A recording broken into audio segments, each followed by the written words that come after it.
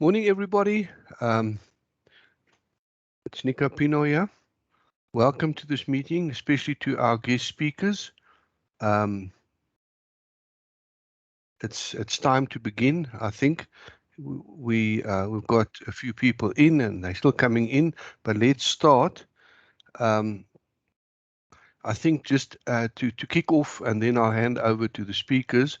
Is I think just the reason for this meeting is we haven't had something like this for a long time. We used to, in the old days, have a meeting where some of the people would come and give ideas and input on this whole subject matter, and we looked it up and we saw it's something that's fallen flat. These days it's lovely because what we do is with this recording is we put it on YouTube and we send it to the members so they can still watch it. Just to check, am I clear? Can everybody hear me? Or is it not good? I assume it's all right, or I'm assuming nobody's hearing me. All good. I can hear you, Nico. Thanks, I can guys. hear you. Thank you. Thanks. You're stars. Thanks. I don't want to waste time by having too much to say, but I think the main thing for the meeting is to get some input on how we get this public relations thing. We as ASPASA, I think, are doing quite well, and that's why I've asked the people that are here today to give us a bit of input and give us guidance and so forth. They're all on our side, if I could call it that. And it does get out there, and people do see it, and people do comment on it. So it's not a subject matter that I'm a boffin on. So I've invited three very, very good speakers, very informative information. And yeah, I think we let the speaker speak, and then at the end of each speaker, we ask a few questions or make comments if we want to or should. So let's kick off. And I think if we're ready, we can ask Raymond. And Raymond, you will also just introduce yourself and share with us who and what you do. Thank you. Hi, Nico. Thanks very much. Yeah, I'm Raymond Kempling, and I've been doing the PR for ASPASA for 10 years now. So we've had many trials and tribulations, but I think most importantly is we've had a lot of success. And in a decade that we've been doing the PR, I think we've had we've certainly moved the industry or the association's agenda forward. So I've put together a little presentation, and that's going to just cover some of the things that we've been doing in the past, and how we've been doing it to share it with everybody. And at any time, I'm very open to questions. I think more importantly, rather than the presentation, I think is the questions that can come afterwards. So without further ado, as I say, here's my presentation. I'm going to share the screen. Please let me know if it comes up.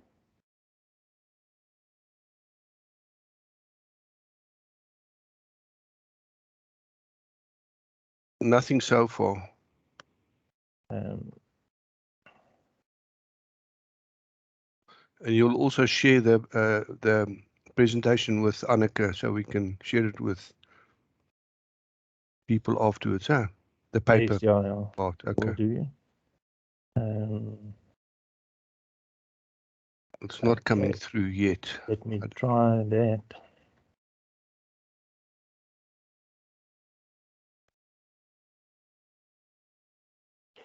Okay, Nico, maybe if you could just carry on for 1 minute. I just need to just get it off my my computer. Okay, no, fine.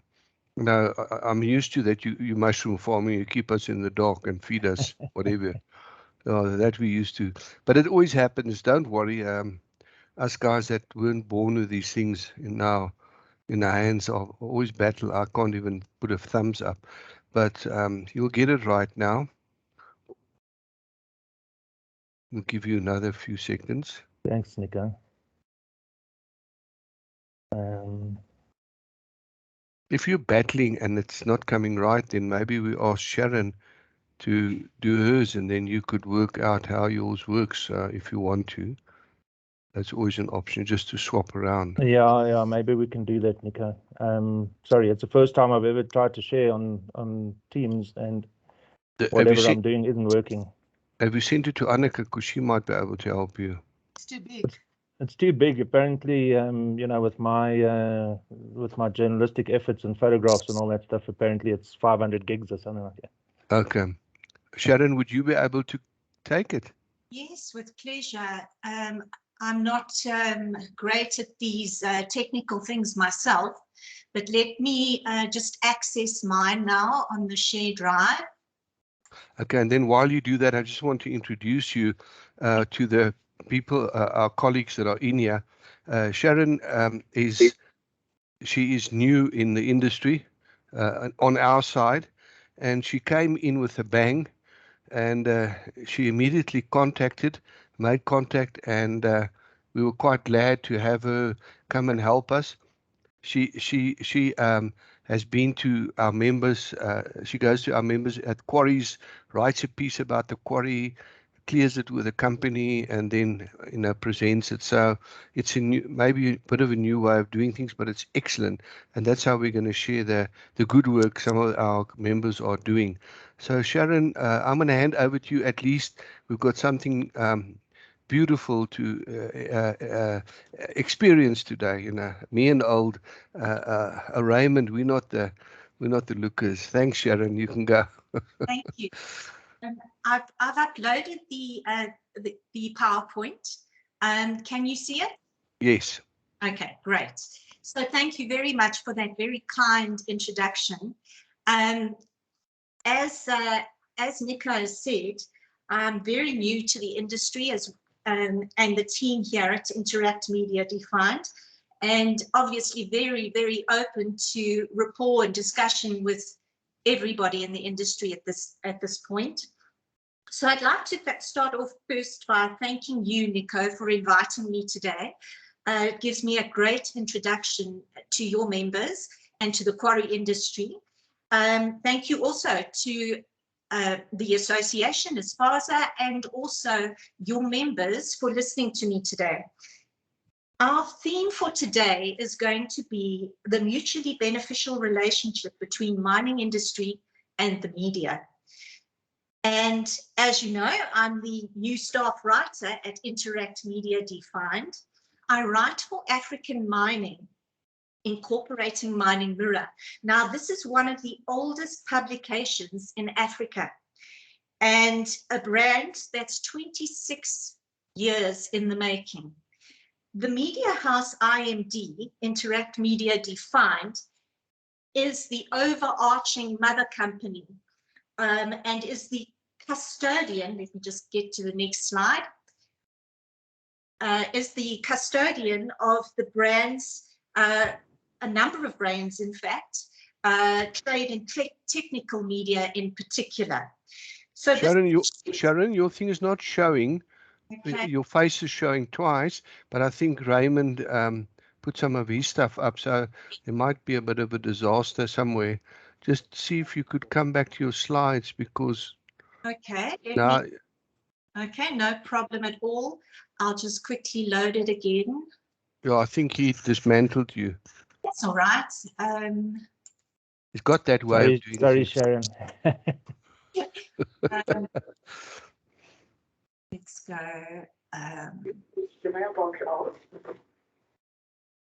Okay, so it's just uploading another copy.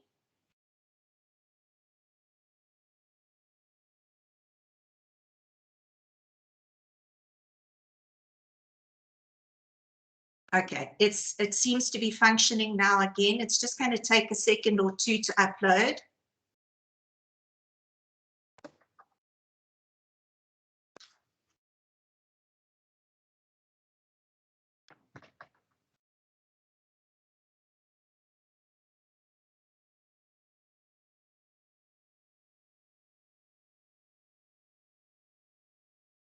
Okay, I can see it my side. Can you see it? Perfect. Yes, thanks. Okay, thanks. Great. So we were talking about Interact Media Defined, who is the custodian of several brands in the trade and technical arena. So this is in mining and quarrying, in plumbing, HVAC and R, that's the heating and cooling as well as a refrigeration arena, and then the built environment as well, which includes cement. The unique differentiator with us, though, is the fact that we also offer exhibitions, so face-to-face interaction. And that brings me to the point of the actual presentation, and that is that we at IMD underpin all of our work with relationships.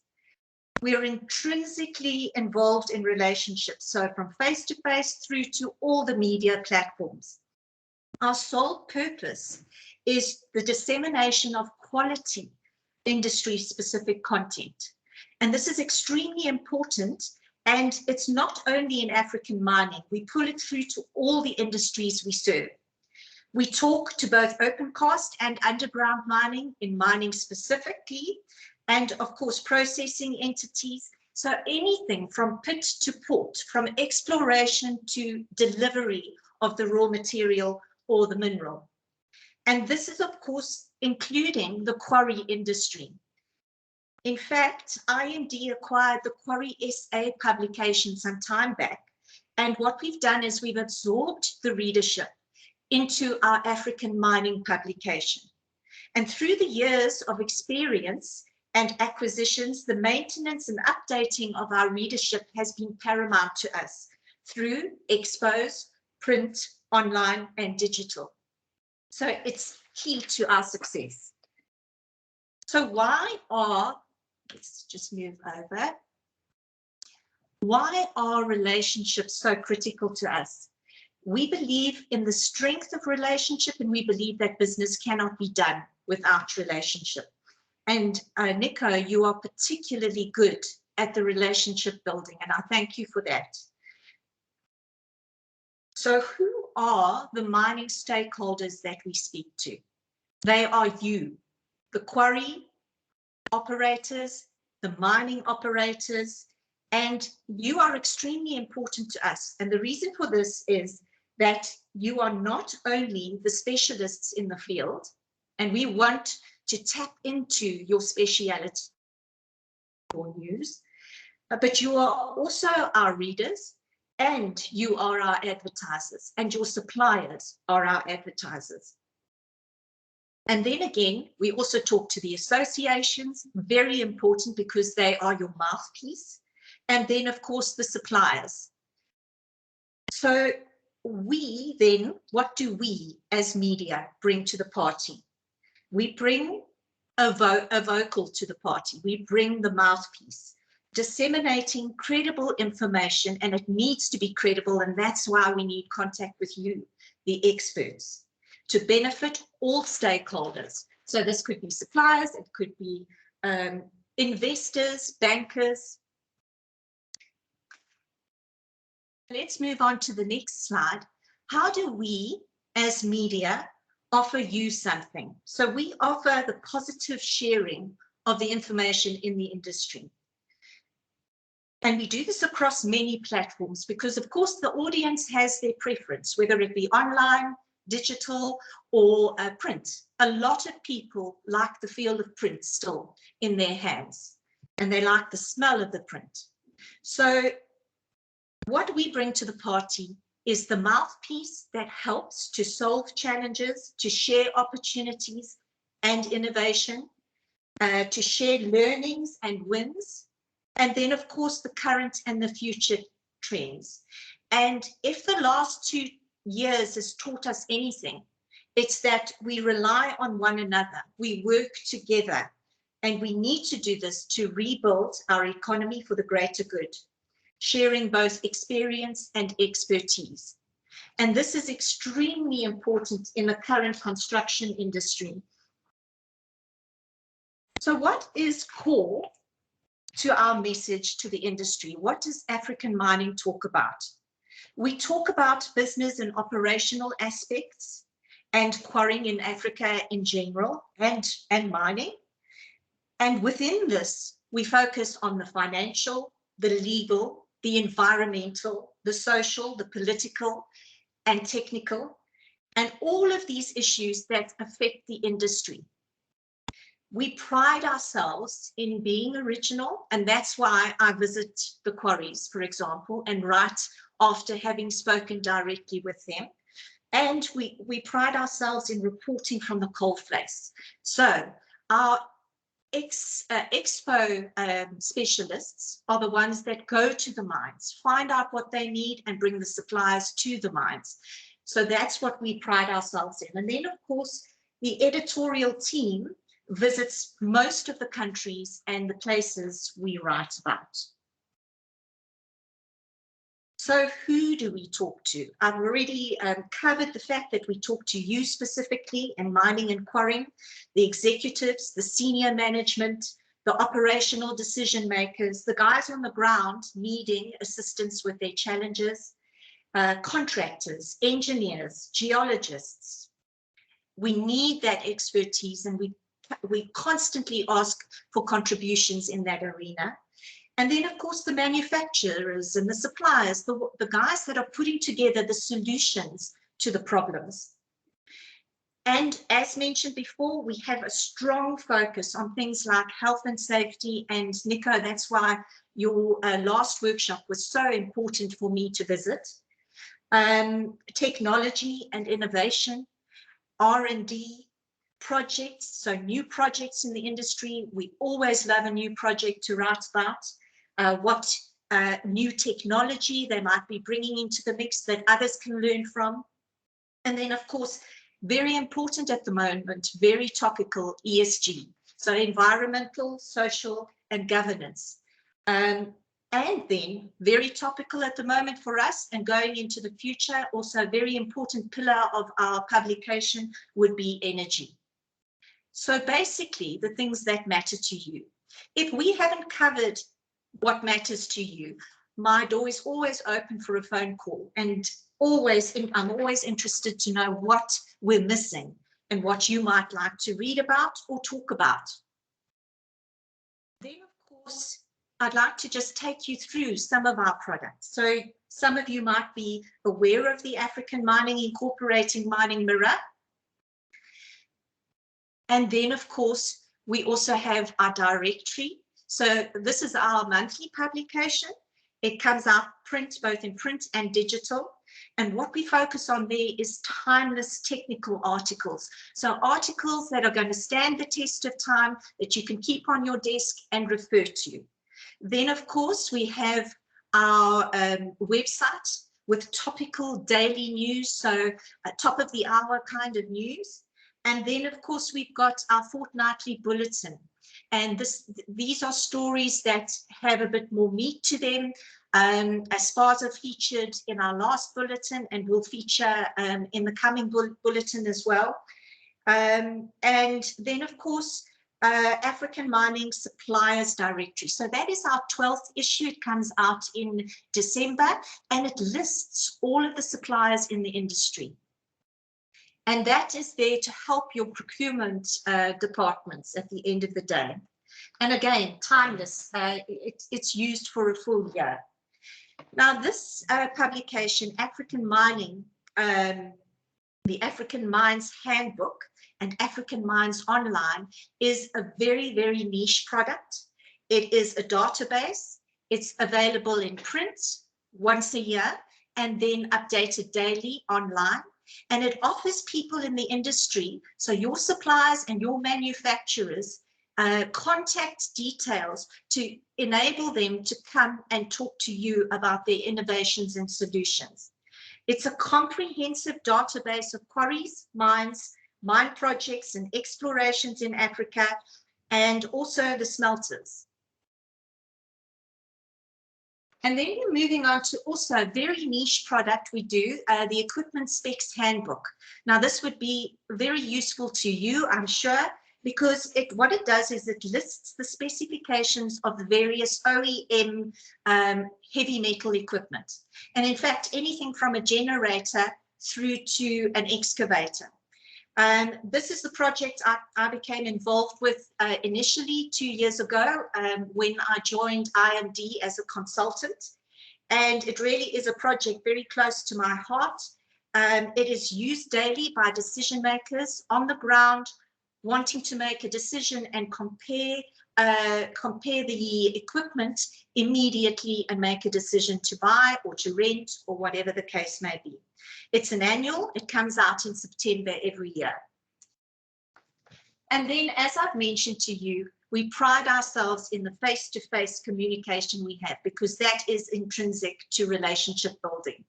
MTE, Mining and Technical Exhibitions, is our portal for this. What they do is they visit mines and operations. And it's not only in mining, it's for anything industrial, power, built, cement, paper and pulp processing.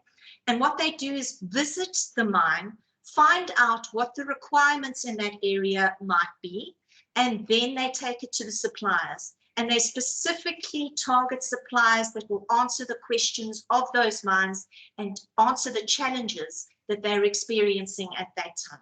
And then create an expo, and the supplies are brought to the mine. And very often the mine itself hosts the expo, so they offer the venue. They also have digital platforms and what they call a portal that allows you to, or suppliers, to offer innovations to the industry. So we've been talking about relationship, and there is a special DNA to a successful relationship. It has a unique and original personality.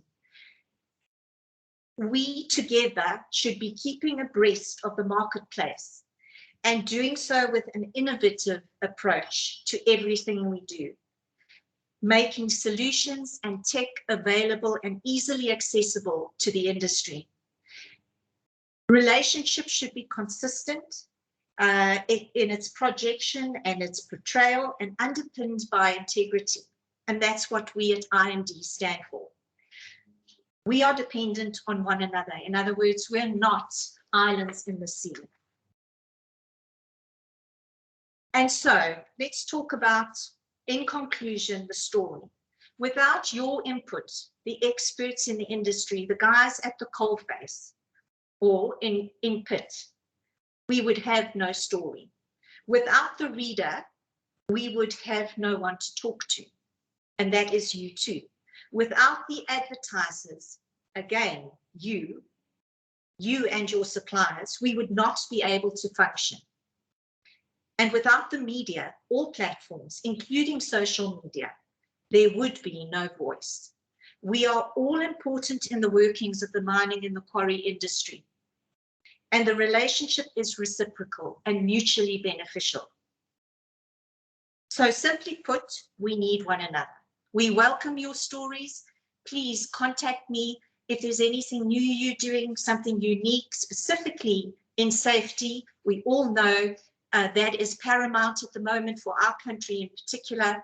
And remember that African mining talks to overborder. We talk to Africa in general, and we do in fact have some overseas readers as well from investment point of view.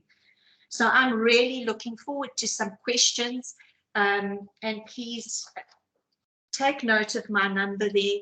I really would love to talk to you one-on-one, face-to-face. Thank you. Thanks, Sharon. Any questions, any comments? Just stick your hand up or shout. I must just say thanks for that. That was great. You're actually a poet. You don't even know it. I mean, you got a generator and an excavator. It sounded quite poetic. I've never thought about it that way, but thanks for that. Our guys are normally shy. They normally don't ask questions. So maybe by the end of the session, they might ask a question or make a comment. So thanks a lot. That was great. Nice, short summary. Yeah, we will work with you because you are willing to work with us, which is great, as the other two speakers are also. So Sharon, thanks. I hope you stay in and listen to Raymond if he's got his program running.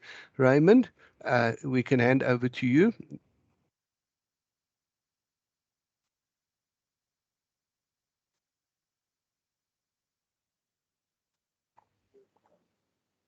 Thanks very much, Nico.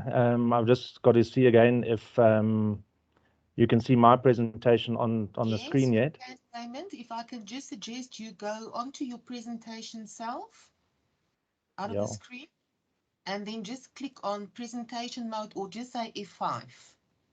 Now go back to your presentation.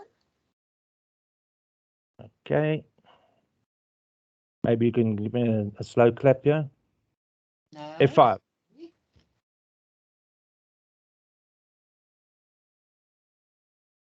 You had it there now. What have you done to it? Well, you had it on the screen now. Oh, did you? Did I? Okay, give me 1 sec. Go back to that. Give me 1 sec. I was doing that. And I think it should be on screen. There you go. No, we see your team schedule. Okay, you can see my screen right now. There we are. Now say F5. Just press F5. You'll see. Okay. Anyway, as long as you can see as long as you can see the presentation. There you go. Perfect. Perfect. Okay, so I'm Raymond Kempling. Sorry about the delays. This technology thing, sometimes. Today I just wanted to talk about ASPASA and what we've been doing with ASPASA over the last 10 years. And, I think we've had a successful strategy. We keep on adapting and changing. So, we're learning all the time. But most importantly, it's always been a pleasure working with ASPASA. Nico and the team, I think are quite exceptional in terms of understanding how to deal with the media and how to deal with all of the stakeholders. And it's something we don't see very often in the industry. There's always a little bit of a disconnect. So thank you for that, Nico and Annika and co. So we said, we've come a long way in 10 years.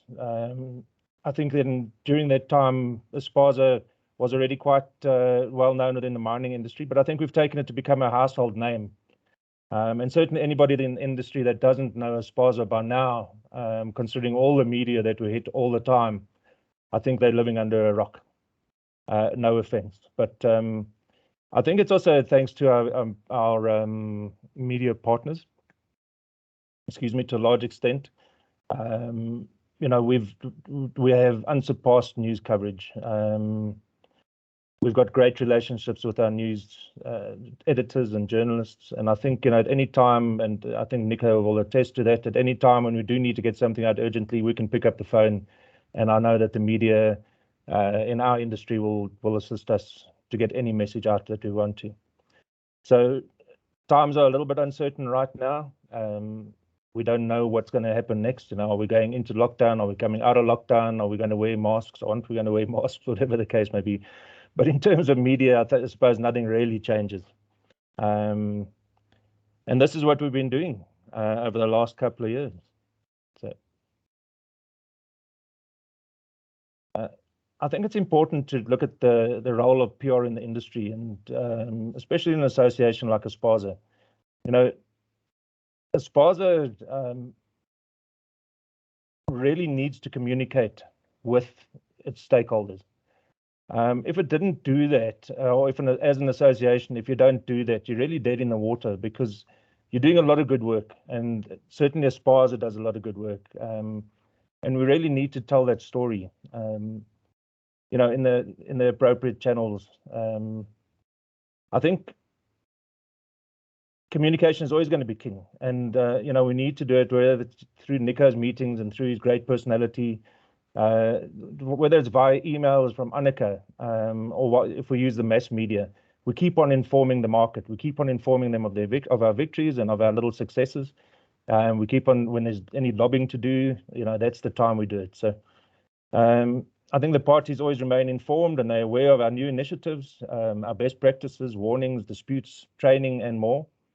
It also informs members and other role players that they are in capable hands. And I think that can't be overemphasized, is the amount of trust that we build by communicating. And especially when people read things in black and white, say that ASPASA is the authority in. And that's really unbeatable. We're not having to tell anybody. They sort of gathering that themselves. So how do we do it? We keep reaching out. And if I had to go through the ASPASA files and look at it, I think we could have written, between myself and Nico, I think we could have filled up a healthy size book, probably a couple of them. We try to remain top of mind. It's a rapidly changing world. It's daunting, but unless clients, Nico gets it, his team gets it. But for others, unless you get into the habit of sharing your victories, successes, and areas of improvement and goals, no one's really going to know about it. So with ASPASA, we look at promoting safe practices, winning legal proceedings related to royalties and diesel rebates, etc., like that. New types of training and news. And we give it an industry spin. So obviously, every time we get information, Nico calls it fluffing up. We make sure it's appropriate and relevant to the media that we're sending it to. And that's really the bread and butter. If we keep on communicating and reaching out, we're kind of keeping the market informed just by the very nature of doing so. Next in line, I think our PR efforts also serve as a reputation management tool. ASPASA has its own reputation as well as the entire surface mining industry's reputation to worry about. And I think it's one of the trade unions that says an injury to one is an injury to all.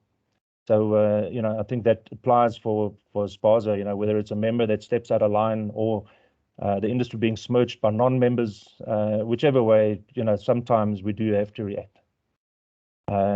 It is therefore imperative for the association and its members to engage the entire PR arsenal to deal with reputational threats when these happen and when it's a serious threat, and ensure that the image of the industry remains solid and intact. When necessary, the intervention of a PR practitioner may be required, such as ourselves, to assess the situation and to plan a path forward. And our responses vary considerably depending on the situation. Sometimes the best tool is to keep quiet. Sometimes the best tool is to say nothing. Other times you've got to go all in, hands, feet, claws, teeth, and we've got to attack the situation and make sure that we deal with it. But I think most importantly, transparency is always key. And I know in this industry, honesty is much appreciated. So, where problems do occur and if it is a crisis, we communicate openly and honestly. And then I think consistency and de-escalation should always remain at the center of such events. Lobbying, very important that an association such as ASPASA would get involved in lobbying. We do it sometimes naughtily. We do it sometimes where we use the media to start our lobbying campaigns. But where it is necessary to support the industry, we do lobby the support of the industry and the suppliers, and very often the man on the street, to adopt ASPASA's notions, whatever they may be. In these instances, the association will try to convey a concise and credible argument that appeals to their target audience and ethics and standards and get them on our side. This is where ASPASA relies on the PR machine to help turn the tide and get people firmly behind the cause, with the assistance of letter writing, communication via all mass media, trade, news, and social media. And this kind of lobbying can be done on a once-off or ongoing basis. And we use both types of media all the time. So in terms of lobbying, I think we have in the past, and we can certainly look at that, I think we have lobbied and got people on our side as far as the use of illegal aggregates or illegally obtained aggregates are concerned, the diesel rebates that I mentioned earlier, royalties, etc., where we bring these kind of things to people's attention. And if we appeal to them to stop or to change their ways or to get behind us, that's what we do. The other place where we get involved or where our PR machinery gets involved is when a negative event becomes a crisis. And then we have to look at how to handle it. And there we would sit in a team meeting with Nico and the management committees. We need to deal with it before it gets out of hand. Excuse me. Or if it is out of hand, we need to, find a way to beat it down. there's never a simple answer in dealing with it. We always try to be preemptive. And if we can see the sparks or the flames are beginning, to deal with it quickly. And earlier, as I alluded with Nico, he's very quick on the draw. So when we see problems arising, we very quickly deal with it, and use all kinds of communication media to deal with it too. And I think a good example, and I think we've got to take off our hat to Nico and the team, was in the COVID-19 lockdown crisis. You know, even I was surprised at how quickly ASPASA moved and became engaged and gathered information, and started sharing it on all platforms. I mean, I was reading it all over the place, in terms of lockdown procedures, mask wearing. I can't even remember the hundreds of things that ASPASA put out, and best practices. And really, I think during that time, certainly in the first period of lockdown, ASPASA really became a leader. Everyone was looking for a leader in that role, looking for some guidance, and ASPASA certainly played that role perfectly. So when we're looking for textbook cases, I think in future, the way that particular lockdown crisis was handled was almost perfect. And as I say at the bottom there, you know, sometimes we don't know how these crises are going to unfold, but if we deal with them little by little, and as information becomes available, to start sharing, until we get the full picture, at least we're doing something. We're not waiting for other people. So where's the success in getting our our message across? And it's something that can't be emphasized enough. Is it's newsworthy or nothing. You know, people's time is valuable, publishers' space is valuable, and ASPASA's need to communicate is critical. Why then should we be boring and tell boring stories? You know, if we're going to tell boring stories, nobody uses it. Nobody would listen. Publishers would throw our news in the bin, and sadly, ASPASA's important message would never be heard. I think in our industry, we're called spin doctors, and that's the reason we put a spin on information to make it usable, to make it exciting and interesting. Nico would call it putting fluff on. We like to put some fluff on it and make it interesting. And I think it's the role of the PR practitioner to really present the news in a way, or to present the communication in a way that is readable. You know, even if you send out an email, would you want to put out a boring email that people look at and they say, "Oh my word, you know, look at this," or a news article where you're telling stories that are vaguely interesting or not interesting at all? So Nico will know. I sometimes ask him, but what is the hook?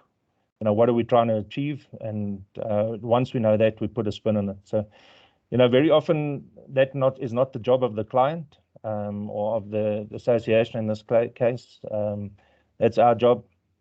If we can't make it newsworthy, then, you know, either we bad, but I don't think so. If we can't make it newsworthy, then it's not newsworthy at all. Don't even bother. Don't put it out there. Don't waste your time.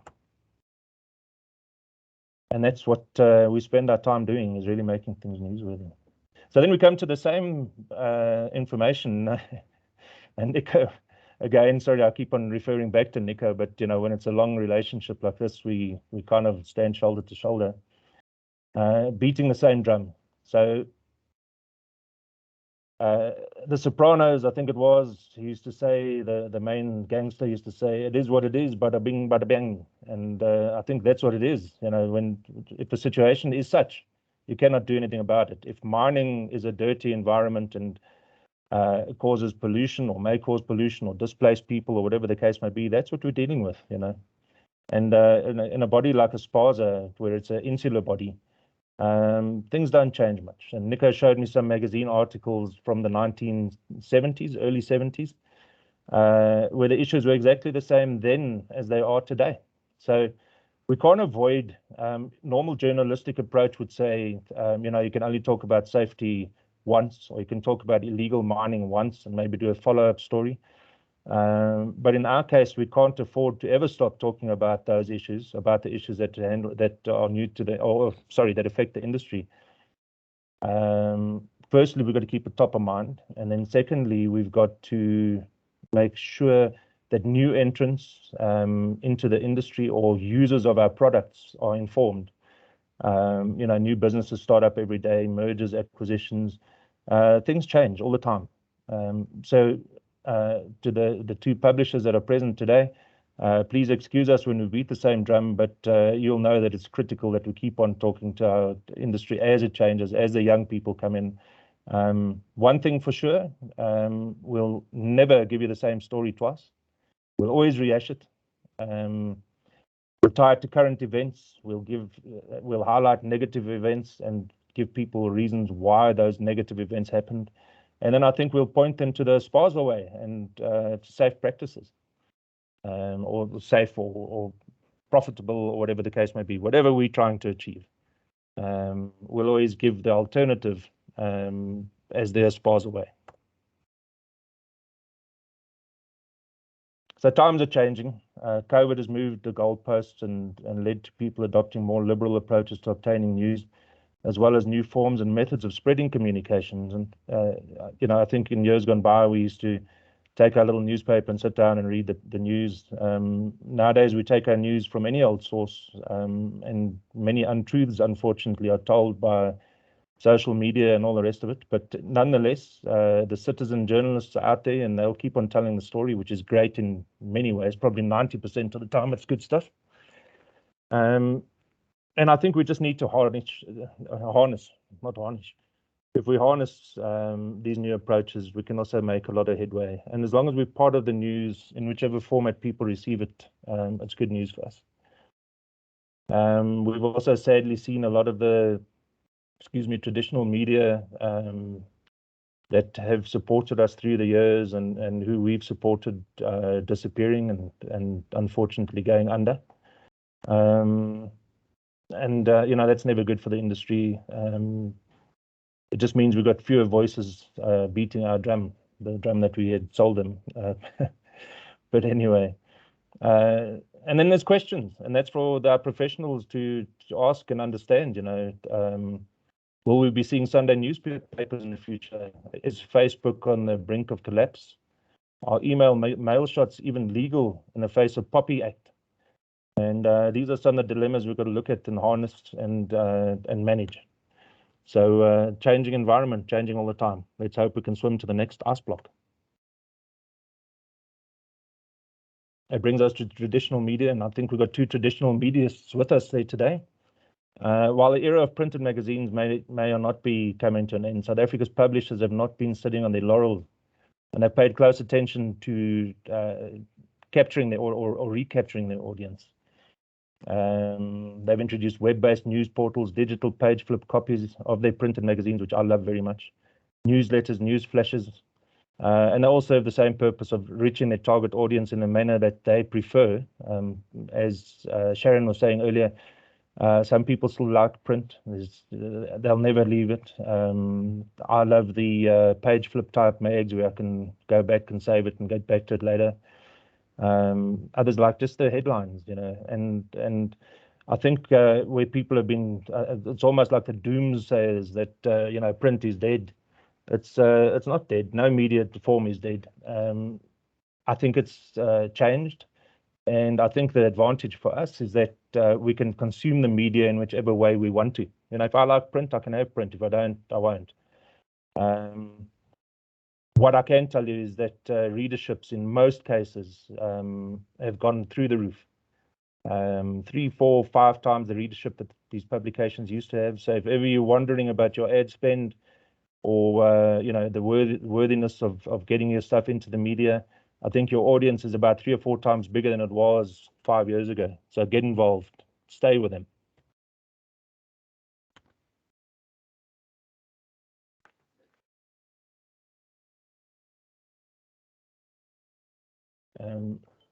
Social media, we're looking at social media for ASPASA. There's some good stuff on the horizon. LinkedIn, WhatsApp, Facebook. I think they're all very valuable and they all play a great role. I think most importantly is these kinds of social media give us two-way communication and instant communication. If you decide something right now, you can drop it onto your social media forums and communicate to a massive portion of your stakeholders at the touch of a button. I think with that same two-way communication, you can solicit membership, for associations. You can even take payments online. So you can really do business with your customers. They can, or with your stakeholders. In ASPASA's case, it's members and stakeholders.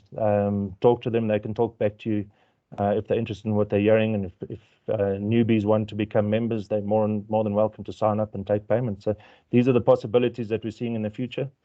But it's never been an all-in approach. Social media is very carefully.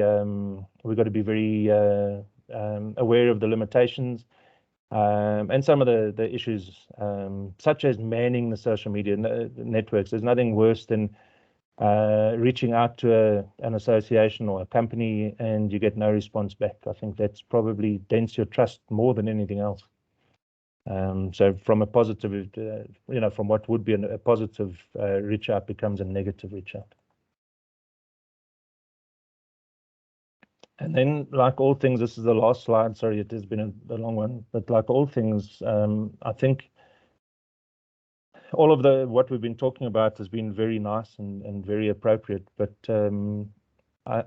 without the media, and I'm talking about the mainstream and trade media right here, and to a lesser extent social one day, but the sweetener is always going to be advertising. It's a game that is played and has been played out through the centuries since print publications started 500 years ago, whenever that was. Publications tend to need to make some money to pay their staff and keep on doing what they're doing. In our industries, very often these are very niche products and niche publications that serve a small audience. And if we're not going to support them, who's going to support them? Which means that they'll probably not last very long. So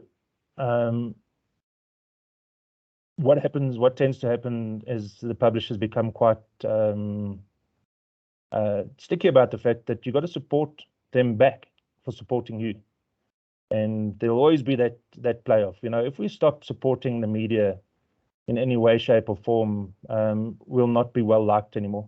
I'm not saying there'll be a negative, in that regard, but so important that we support the people that are supporting us. And times are tough. Budgets aren't what they were pre-COVID, and even pre the recessionary times. Things will get back to that. And I think very often the publishers also accept the fact that we can't always support them all the time, but we do support them when we possibly can. And that's the game that is played off every day between ourselves as a media agency and between the publishers. And I think thus far we've been doing quite well, and I think we've handled ASPASA's budgets very well and tightly, and we've spread the good cheer around as far as we possibly could. And that's really our story. It's a couple of thoughts and a couple of directions that we have headed into in the past few years, and maybe a little bit about where we're going.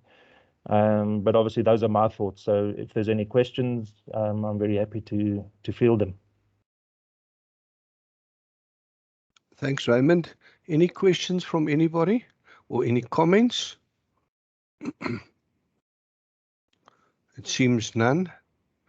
Okay, Raymond, thanks again. You're a star. You've been a star for 10 years. Yeah, that's why we asked you to come and help us with this, and you always do. So I'm going to ask, because our time is now running out. As you know, Raymond, this recording will be on YouTube, so we can share it. We're going to share it very well and make sure that everybody gets it, and everybody else who's involved here can also share it. I think then Munisu, he's our next speaker. Now we also come a long way. He's just started his own publication. And I think it was 2 years ago, he was the ASPASA Man of the Year, which we We gave him the award, which we always used to do when we used to do the Institute of Quarrying ASPASA conferences. We used to give somebody, and we gave it to him last year. Manushi, just remind me when we gave it to you. I can't remember. I think it was last year or the year before. So if you want to, you can kick in and you can come and share with us your views. Thanks a lot. Yeah, thanks a lot, Nico. I really appreciate the opportunity. I really appreciate the platform to chat to your members about the importance of a good public image. Unfortunately, I don't necessarily have a presentation. I'll just talk. This is something that is very close to my heart. I think we've actually spoken about this at various opportunities that we've managed to speak together. So my topic of discussion today is the importance of a good public image. I think we would all understand that it's common knowledge that mining by its nature is viewed as a dangerous and environmentally harmful industry. Understandably so. We are still dealing with the issues of fatalities at operations. We are still dealing with disused mines left unattended, people drowning in those mines. I think at this point in time, one would have thought that it's an issue that doesn't affect the industry anymore. We are still failing to meet the zero harm targets, although I should commend ASPASA for the 6 years running now without any fatalities at your operations. So despite the positive effect that the industry has on global economies at large, I think mostly the mining industry has got a very bad image, and it starts with every one of us in the industry to try and change that and communicate a positive image for the industry. Because there are a lot of things that we are doing as an industry that are not necessarily finding their way into the daily newspapers, into the public domain and all that. So it is our duty as an industry to try and communicate all the good things that we are doing to create that positive image for the industry. So due to these perceived harmful impacts mining operations have on people, their livelihoods, and on the environment, I think mining companies need that social license to go about their business. I think we have all heard about the social license to operate at some point. So there are several ways in which mining companies can secure this social license to operate. And one of the key trends that we've seen in the industry at the moment is this big focus on ESG. ESG is environmental, social, and governance. It's a big topic, especially in the mainstream mining industry. But I think it's also a very important issue that we need to focus on as the quarrying industry. It is my belief that, as an industry, we have a choice, either to let these ESG issues run us out of business, or it's an opportunity for us to become leaders. So, the issue is not that we are not doing anything about it. No, the issue is we are not communicating what we are doing. Because communication is key in creating that positive image for the industry. I know ASPASA is doing a lot as an industry board to create a positive image for the industry. It communicates all the initiatives that as an association it is doing to try and remedy this negative view that people have got on this industry. So my question is, what are you doing at company level? What are you doing at operation level to communicate those initiatives that you are undertaking at your operations? So, that's where we come to the role of the media in all this. I think we are already doing a lot as an industry, like I said, but we don't communicate our achievements to create that positive image of the industry. We ought to think in some instances that some of the initiatives that we undertake at our operations are too trivial to be in the public domain, or are too trivial to be publicized. No deed is too small. So any initiative that you are doing, whether you are working with the local community to find common ground, whether you have engaged a local contractor from the community, those are the issues that we should be communicating. They are not too small issues. I think if we talk about local procurement now, it's a big topic in the mining industry. So what are we doing as an industry? What are we doing at company level, to work with our local communities? So those issues, if they are happening, open the doors for us as the media. Let's talk about these issues. Let's discuss about these issues, and portray that positive image for the industry. So my issue here is not that we are not doing enough as an industry. There is a lot that we are doing as an industry. If you look at the amount of money that you spend in compliance, it's a lot of money. Compliance is not cheap. It's a lot of money that you have to spend. So, but you are not communicating that message. This is what we are doing at operation level. I know at industry level, it's already communicated. ASPASA is doing a fantastic job on your behalf. But I think, give us the opportunity to open the doors for us as the media to come to your operations. We are more than open to do it. Let's discuss about some of the initiatives that you are putting in place, be it health and safety, be it environmental issues, be it local community projects. No deed is too small to be communicated. Let's discuss about those issues. So, I think that's the role that we as media can play in this industry. I think, I will talk about Quarrying Africa at a later stage.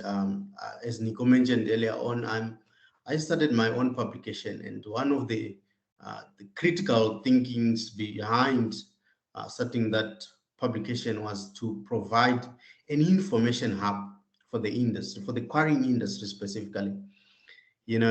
Without diluting any message, it's specifically focused for the quarrying industry. It speaks to you guys.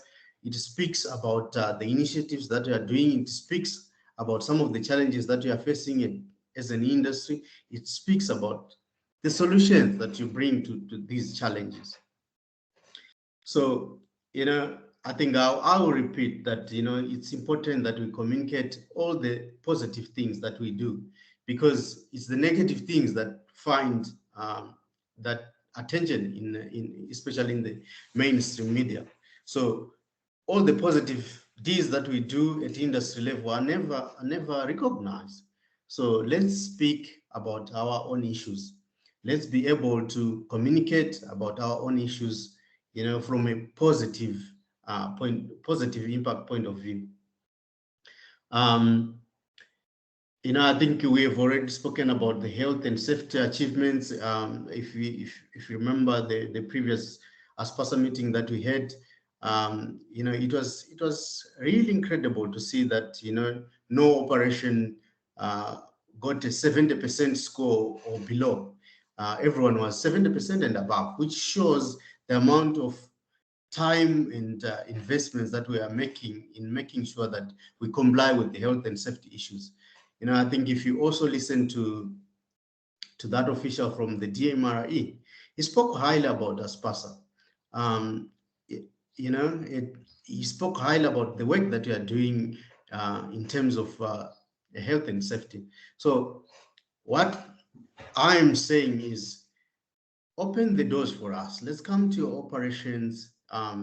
Let's discuss some of these initiatives that you are already doing. Let's see where you have the challenges. We don't necessarily need to cast it negative light. We are always out for the positives. Let's speak about some of the challenges, but not necessarily the challenges alone. The solutions that you are bringing to the table to get rid of these problems. So, in conclusion, I think I will also speak about information sharing. Apart from communicating our positive images, so the role we want to play as Quarrying Africa, as the media in the industry, is also information sharing. I know you are already doing this at industry level. ASPASA is doing a lot of work in terms of information sharing through the audits and all that. But if we come to your operation and see some of the things that you are doing differently, and we write about this, I think you can also help the next operation. I've previously spoken to some people, and they were against it because they feel that some of the things are their competitive edge. I don't believe that there's nothing wrong in trying and keeping your competitive edge, but some of these things can help us at the industry level.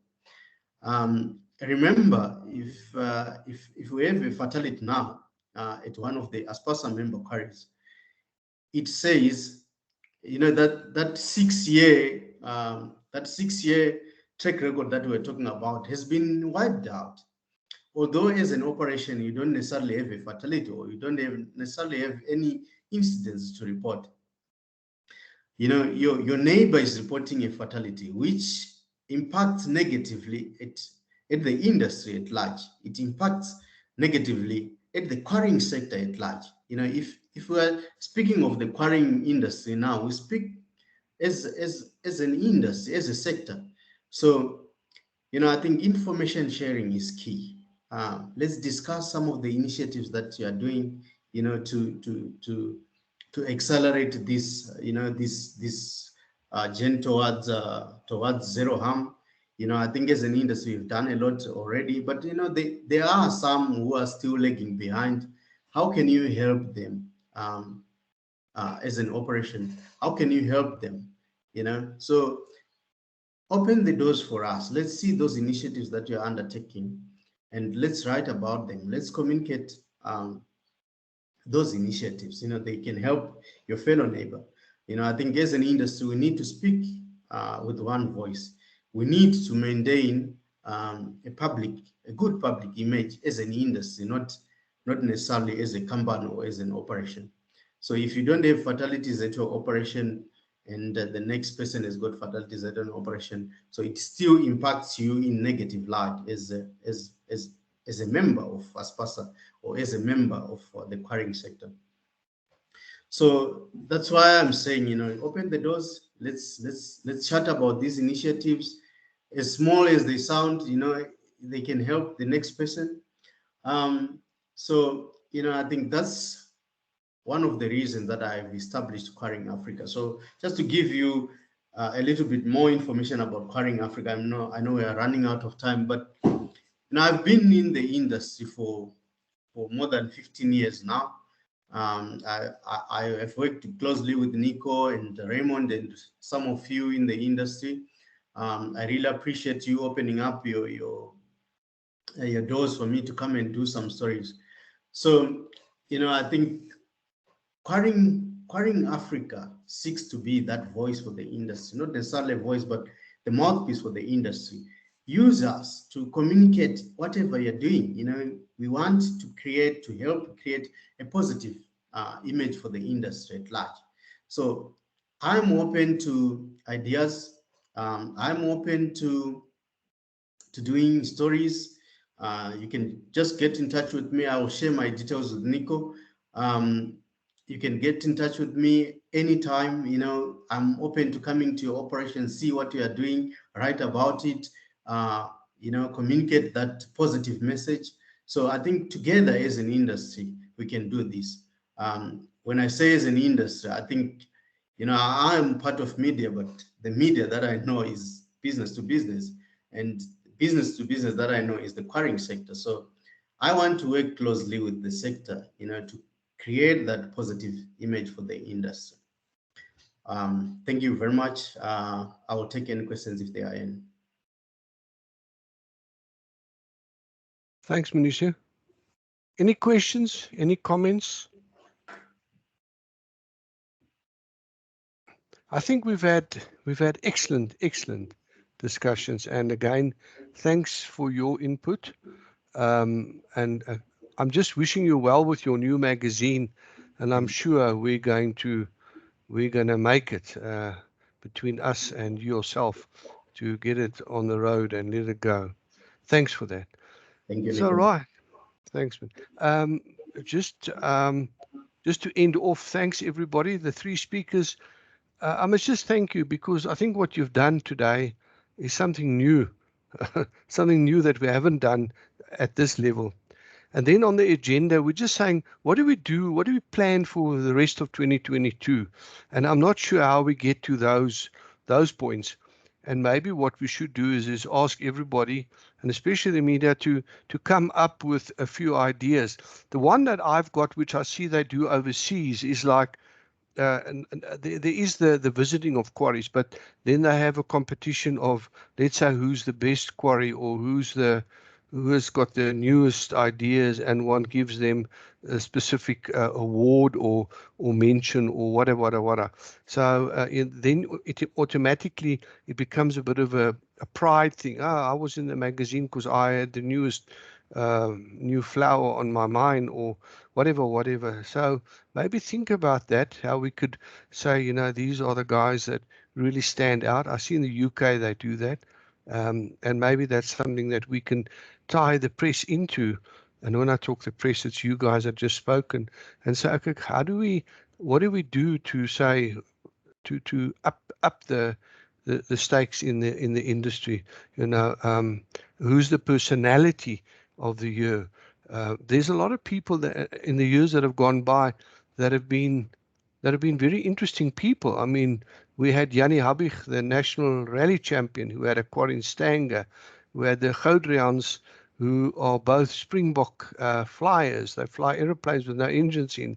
I'm just using those three as national people, but we never seemed to grab them and do something with them, because is that necessarily something that you want to write about if there are people that are really out there?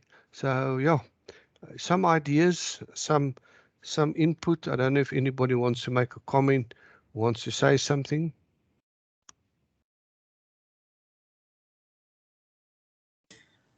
Yeah, I think you are very right, Nico. I've also toyed around with that thought about creating some sort of awards for the industry. I think you are already doing that from a health and safety perspective, but having some sort of end of year gathering. I know that with COVID at this point in time, it's a bit difficult, but have some sort of a end of year gathering, find some sponsors, and just look at who has excelled over the year.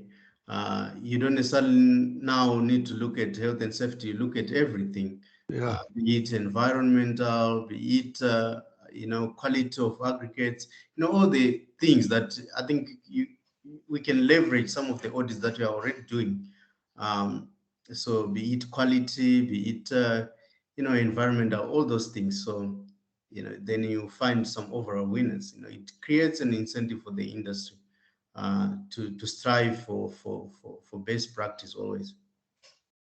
Thanks. I think that's a very good idea, and we should talk, us three that have, or you three that have presented us for at some stage, and just say, what do we want to look for a person? How must this person be? It might be, it might be just exceptional person. The other thing I want to ask, while you're all on the line still, do we have a follow-up meeting of this nature in the second half of the year, say September, October, around there, or do we just have one a year? I think this year might be a good idea to have a follow-up, because I think that we might be sort of coming to the end of the COVID pandemic, and I think a lot of things are going to change by then. The outlook is going to be a little bit different, so maybe it is an idea to have a later one. Great. Sharon, you muted. Sharon, you muted. There we go. I agree. Mid-year would be good. to see where we are with what's trending at that time as well. And then I will most certainly chat to our internal team and come back to it.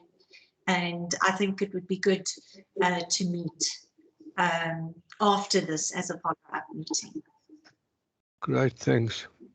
I just on the lighter side, Sharon, when you were muted, I thought that was the best thing I could try and get my wife to do. Her mouth opens, but nothing comes out. So it's just my little joke. She's not gone to the shops. I love mute, but it doesn't work at home.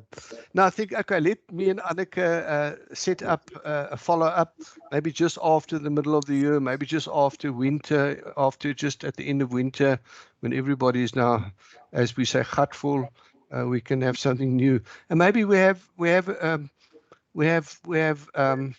some, not a similar type of thing, but something different.